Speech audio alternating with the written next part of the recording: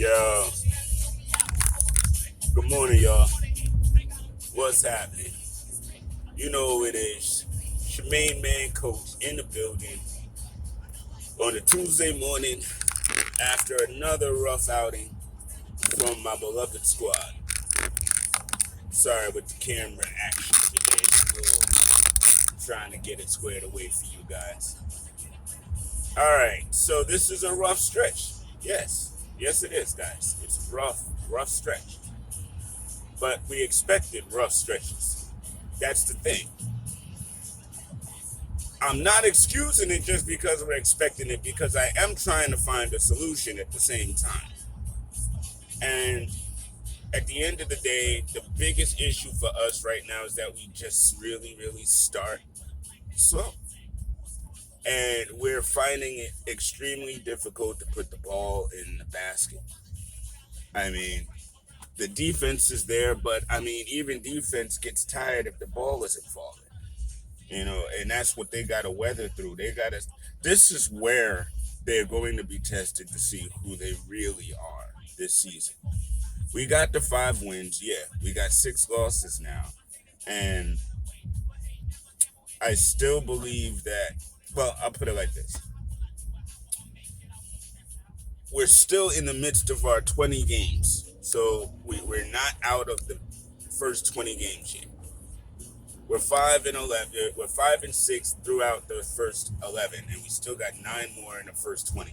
I really like to group them by 10s or better yet 20s, because to me that's a better snapshot of that of a time frame during the season.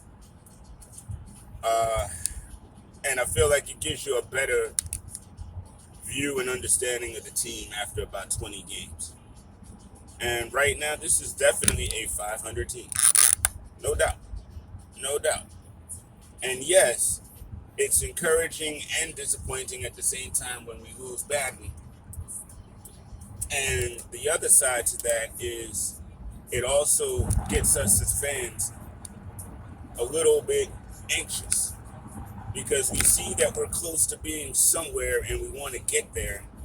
So then we start talking about trades and stuff like that.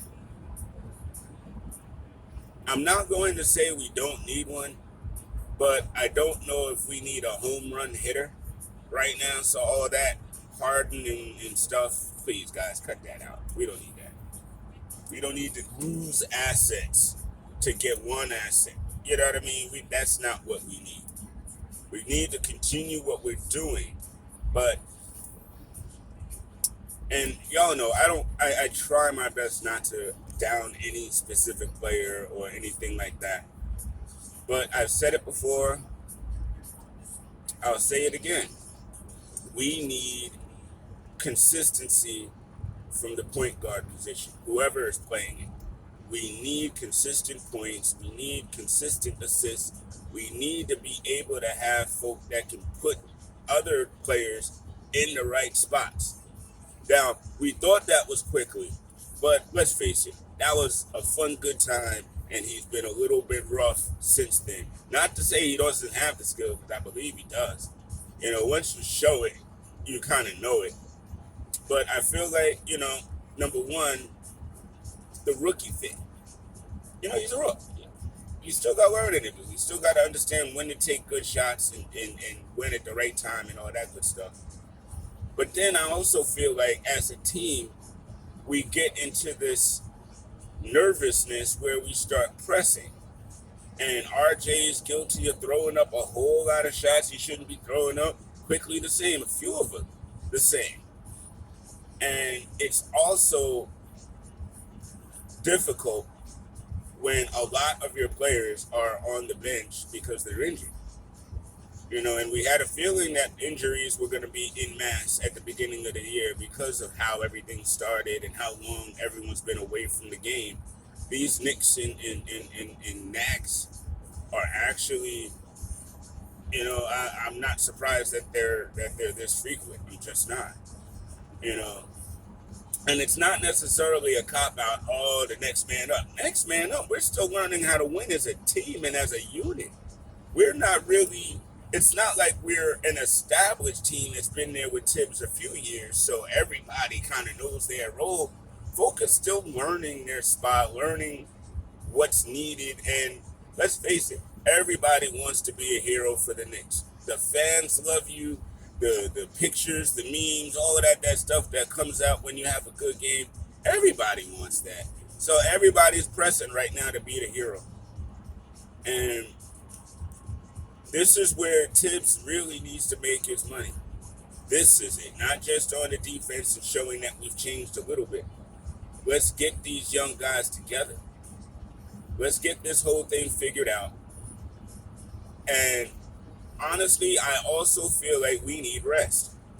We've got injuries and we've got fatigue. We've played pretty much every other day since the season started. And last night was three games in 4 nights and the second of a back-to-back. I mean, our schedule is wildly brutal this year so far. And we're fatigued, we're tired, we're nicked up, and we're not making shots. I mean, I would love like a 2-day break, but we got another game tomorrow. So I hate to say it, but I'm kind of seeing the same things tomorrow that I've seen in this little 3-4 game stretch. They until they get at least one day off in the very, very near future, they gonna be tired. Or if we can get some of these bodies back, I mean, and then even when we get the bodies back, like I'm gonna be real, I love Obi, I do, and I know he's going to be a solid pro, but he was chucking up some shots before he sat down. So my hope is that he's kind of calmed that down after seeing how that's not working out for the rest of his teammates. And I hope he can come with a bit more efficiency and confidence around the basket. We know Burks is a solid scorer. Big shouts, Alex. I know how you feel, man. But listen, he was shooting well for us, and obviously we're missing that scoring. So I'm looking forward to having him back. I'm looking forward to seeing Frank back because Frank could actually put some defense on some of these wild guards that have been killing us lately. You know what I mean? So there's a lot to still be excited and hopeful about with this team. Nothing is etched in stone yet. Nothing. You know what I mean? So we got to tether our expectations, but at the same time, they also need to figure some of these things out during this stretch. If we can come out of the first 20 games of the season and still be 500, I think that's still something to be proud of. You know what I mean? So we just got to just keep grinding, keep doing what we do, and fans just got to keep supporting this process and keep supporting these young men, and not continue. I mean, sometimes y'all kill me. Y'all really do. And then when we blast y'all for being foul, y'all have the audacity to be mad at us. Cut that out. If a Knicks fan tells you not to be disrespectful, just chuck that up. Don't give me no, oh, they've been bad. Shut up. Shut up. They have not been bad this season. They have been busting their tail for us this season. So cut that out. Stop leaving them to the sins of the daggone past. You know what I mean? And y'all young kids out there on Twitter, where grown folks is telling you about this team, don't keep interrupting with that young people nonsense only because y'all have seen them for the last 10 or so years. We know what we're talking about. This is a franchise worth celebrating. This is a franchise worth being proud of. So if you think you a clown for watching games, don't watch games no more. How about that? I ain't playing with y'all. You know what I mean? These young men are trying for us, and we sitting up in here nitpicking. Sick of that. You know what I mean? Cut that out. Be better fans, and they'll be a better team. And together, when we do get to the point where there's playoffs and championships and stuff, it'll be such a beautiful party for us all. You know what I mean? Sometimes it's not just the destination, y'all, it's the journey. And I got a feeling this journey is actually going to lead somewhere in the next couple of seasons. So I am hitching my ride to them, and I'm supporting my Knicks. It's your main man, Coach Fizzle in the Dizzle. Remember, check us out every Wednesday night, the Candid Corner, www.candidcorner.com. Hit me up on Twitter. I am at Fahim Insurance all day long. My partner is at the Black Lebowski. That's my man, Mr. Lewis, always in the building. Talk to y'all later. Go Knicks.